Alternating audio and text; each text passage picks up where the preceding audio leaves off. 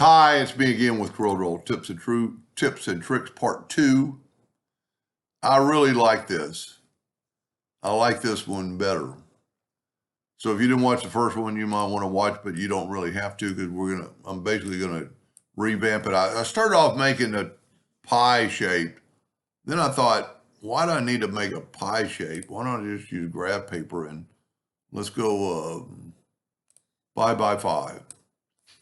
Hold down the control button so they're equal. And I'm going to do the same thing I did before, is to just fill these in.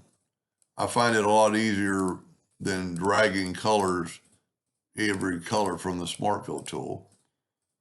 And, for some reason I thought I needed to make that spiral to make the pixel, but I don't. So we're going to try to just, while I'm on yellow, I'm going to pick a couple of yellows and just kind of go around real quickly. And, that way I could say some of the blues and greens. And I think you do want to alternate the colors and,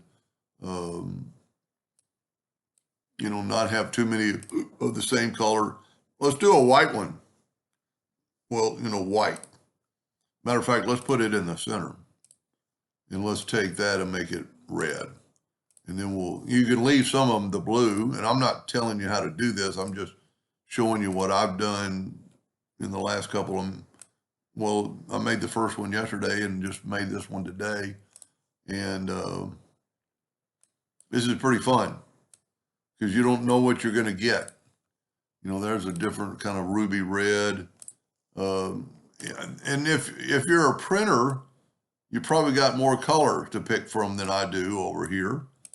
And see, like that's going to be too blue, but let's put in a few more yellows and greens, and I got too many of the blues. So we'll make it a light blue. And let's call that good. Now what I'm going to do is I'm actually going to move this out of the way and get rid of my graph. And then I'm going to group this together. Object, group, and group. And I'm not going to convert it to a bitmap yet. But I'm going to make it 1 by 1. Well, there I had my ratio unlocked. And now I'm going to set my nudge factor on 0.98 like it was. I'm going to hit the plus key. And it doesn't really look too bad copied over. I'm going to try to flip one just to see if it makes any difference. And I'm going to actually go this way now. And let's call that good. And see, if you didn't watch the first one, the reason I'm switched from 1 inch to 0.98 is so I won't have any lines that are kind of overlapping a little bit. Well, really won't hurt in this case. So I'm going to group them together, and then I'm going to go to bitmap. And I did find out, especially if you're a printer and you use CMYK, if you started off with CMYK, I'm going to use RGB because it doesn't really change my color too much. Now what you could also do in there, I'm going to make a copy of this. I'm going to do it 2 different ways.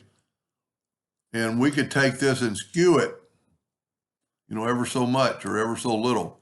And then you could take your text and select it all. Let me move this out of the way.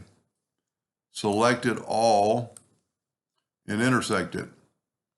And my text will be in there somewhere. Well, where is it not?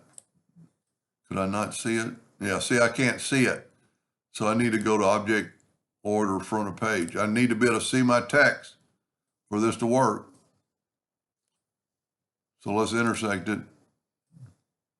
That looks pretty cool.